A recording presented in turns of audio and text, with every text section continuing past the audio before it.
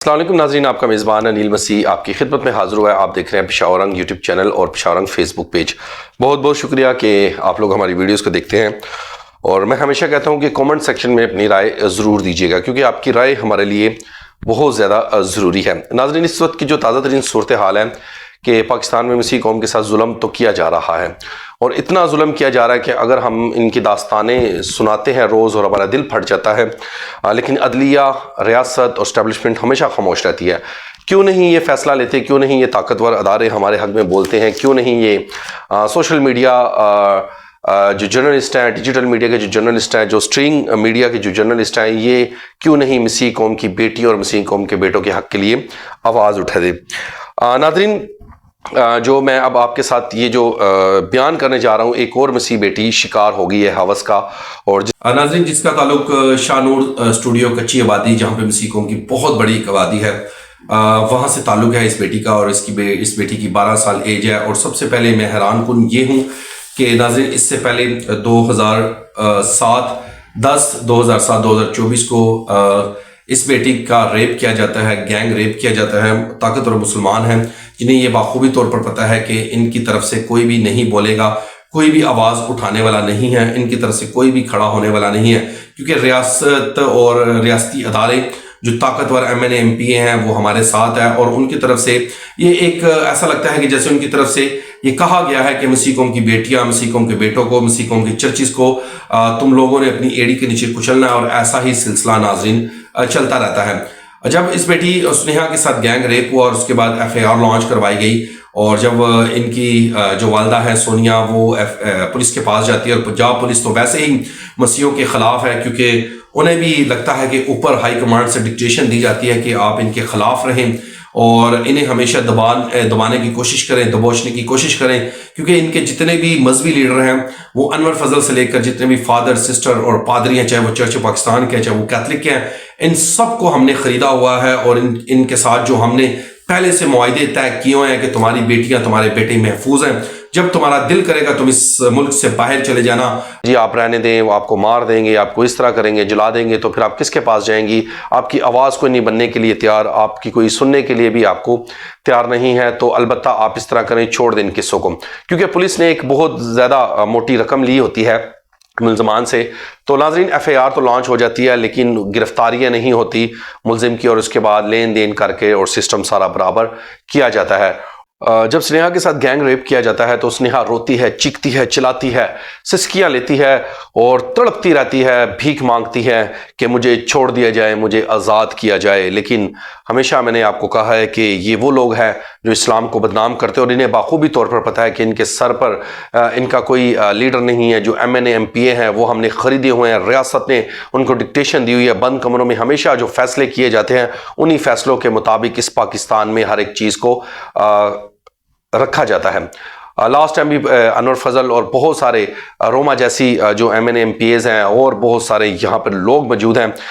एक मैं इसके बाद एक व्लॉग करूँगा और उन तमाम MNA और MPAs के नाम बताऊँगा कि जो हमेशा ये कहते हैं कि जितने भी ये वाक़यात पाकिस्तान में रूनुमा होते हैं और इनकी रिपोर्ट की जाती है, सारी बेबुनियाद हैं। तो मैं हमेशा कहता हूँ अदलिया, रियासत और इस्टेब्लिशमेंट को चाहिए कि जो लोग ये इन चीज़ों पर रिपोर्ट करते हैं, सबूत के साथ उन्हें गिरफ्तार कीजिएगा, अदालतों में लेकर आइएगा और उनके खिलाफ पर्चे कटवाइएगा और उन्हें सजाए मौत दीजिएगा, ताकि आइंदा कोई बात ना करे। लेकिन हम सवाल पूछते रहेंगे और रियासत, अदलिया और इस्टेब्लिशमेंट से जवाब मांगते रहेंगे, चाहे कोई नामालूम शख्स हमें जो मर्जी करता रहे, जो हमारे साथ करना है इन्होंने कर दे। क्योंकि वो कहते हैं ना कि 100 साल गिदड़ की जिंदगी से बेहतर है कि शेर की एक दिन जिंदगी इंसान जी ले, तो वो ज़्यादा बेहतर है। नाजरीन, स्नेहा तड़पती रही, चिल्लाती रही, हमेशा की तरह जिस तरह मसीह बेटियों के साथ होता है, इसी तरह स्नेहा के साथ भी वही हुआ। मनाहिल जो 6 साल की बेटी है, जो कि प्रेप क्लास की स्टूडेंट थी, उसके साथ रेप हुआ, लेकिन कोई मसीह कौम का बेटी, बेटा और ख़ास तौर पे नौजवान नहीं निकले बाहर, किसी ने आवाज़ बुलंद नहीं की और ना ही करेंगे, क्योंकि उन्हें पता है कि हम डरपोक और बुज़दिल घरानों से और बुज़दिल कम्युनिटी से हमारा ताल्लुक है, और हम इसी तरह बैठते रहेंगे और सिर्फ टिकटॉक बनाते रहेंगे और ये बताते रहेंगे कि हम मसीही हैं, लेकिन अपनी बहनों और अपनी बेटियों और अपने हक के लिए आवाज़ को बुलंद नहीं करेंगे। तो नाजरीन, इसके बाद सिलसिला कुछ यूँ जारी हुआ कि असले के ज़ोर पर वो उसके घर गए और स्नेहा को धमकाया, उसके माँ बाप को धमकाया और उसके बाद उसे जोर ज़बरदस्ती दोबारा उठाया और अदालत में जाकर 164 के बयानात दिलवाए। और जज कितना बेवकूफ़ है कि 12 साल बच्ची को उन्होंने उसके निकाह को वैलिड करार दे दिया और उसने कहा कि जी इस्लाम कबूल ये कर चुकी है, तो अब इसको कोई भी हाथ नहीं लगा सकता। मुझे नाज़रीन समझ यूँ यहाँ पे नहीं आती है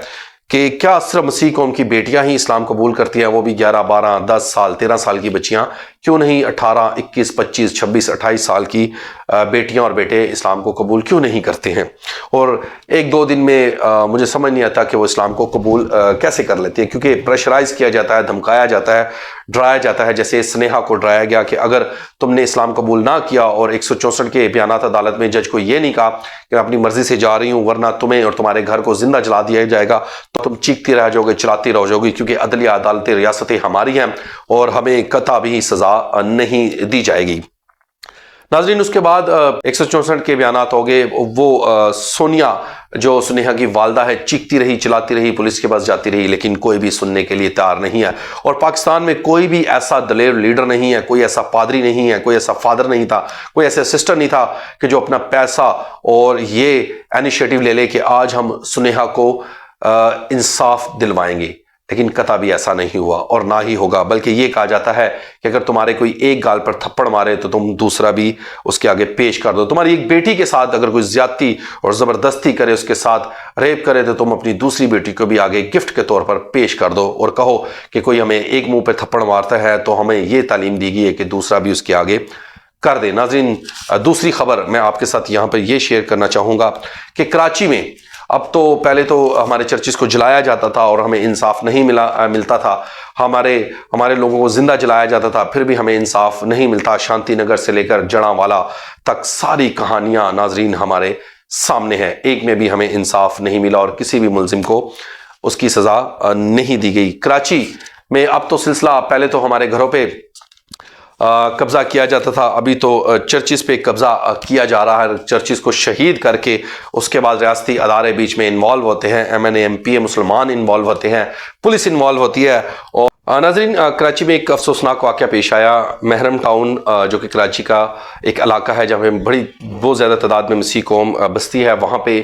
जो चर्च है उसको पहले जो कब्ज़ा माफिया है, जो ताकतवर मुसलमान हैं, उन्होंने उसको पहले शहीद किया और उसके बाद उस पर कब्ज़ा कर लिया। जब वहाँ का पादरी और चंद लोग जब पुलिस के पास गए और उन्हें रिक्वेस्ट की कि जी ये हमारे साथ नाइंसाफ़ी की जा रही है, तो पुलिस का आगे से मौक़िफ़ ये था कि जिस शख्स ने कब्ज़ा किया है मैं उसे बुला लेता हूँ और उसके साथ आपने बातचीत कर लेनी है, जो भी आपके मामला है आप सेटल डाउन कर लें। अब मैं एक सवाल रियासती इदारों से और उस ताकतवर पुलिस से पूछना चाहता हूँ, क्या इतने तुम बेशरम हो, इतने बेशरम, इतने बेहया हो चुके हो? एक मस्जिद की जब तौहीन होती है तो तुम फौरन से पहले उसको जिंदा जला देते हो, उस पर 295 एक का पर्चा कटवा देते हो, और जब मसीह कौम के चर्चिस को शहीद किया जाता है ना 295C का पर्चा भी दर्ज नहीं होता, उन पे FIR भी दर्ज नहीं होती, उन्हें कस्टडी में भी नहीं लिया जाता, उन्हें सलाखों के पीछे भी नहीं बंद किया जाता, क्योंकि वो तुम्हारे अपने कलमे के शरीक हैं, वो तुम्हारे अपने भाई हैं, और तुम इनको बल्कि इनको कहते हो और इनको ये इख्तियार देते हो कि जाओ इनको अपनी एड़ी के नीचे कुचलते जाओ, इनकी बेटी के साथ ज्यादती करो, इनके बच्चों के साथ ज्यादती करो, इनके घरों को जलाओ, इनको उजाड़ दो, क्योंकि यहाँ पे पाकिस्तान में इनका कोई भी सुनने के लिए तैयार नहीं है। पाकिस्तान में इनके सर पे कोई भी नहीं है, कोई पादरी बिशप हजरात इनके खिलाफ नहीं बोल सकता, क्योंकि ये सब के सब हमने खरीदे हुए हैं और इनकी बोलियां हमने लगवाई हुई हैं। इसलिए तुमने उन पर 295A का पर्चा दर्ज नहीं कराया, बल्कि तुम बेशर्मी की तरह, बगैरतों की तरह ये कहते हो कि जिसने इस चर्च को शहीद किया है, कब्जा कर लिया है, मैं उसको बुलाता हूं और उसके साथ तुम अपने मामला शटल डाउन कर दो। बेशर्मी की एक इंतहा होती है। इसलिए मैं हमेशा कहता हूं कि एस्टैब्लिशमेंट, ये ताकतवर अदारे, नामालूम शख्स और ये जितने भी रियासती इदारे हैं, ये हमें कुचल रहे हैं एड़ियों के नीचे, और हम बगैरतों की तरह इन्हें ही सियासी लीडरों को इनके पीछे लगकर, और हमारी कौम इन्हें अपने चर्चिज में बुलाती है और इनसे केक भी कटवाती है और इनके सामने अपनी बेटी को पेश करते हैं, नाच रंग भी दिखाते हैं, और उसके बाद यही वो लोग हैं जो हमें अपनी एड़ियों के नीचे कुचलते रहते हैं। नाजरीन अब तो आपके चर्चिस पे भी कब्जे किए जा रहे हैं। नाजरीन अगर अब आप रोड पे ना निकले, और मेरे ख्याल से अब वक्त नज़दीक है कि अब लॉन्ग मार्च का ऐलान होना चाहिए। पता नहीं कि मसीह कौम में कोई दलेर शख्स है कि जो लॉन्ग मार्च का ऐलान कर पाएगा। अब तक के लिए इजाजत दीजिएगा। आपका अपना मेजबान अनिल मसीह।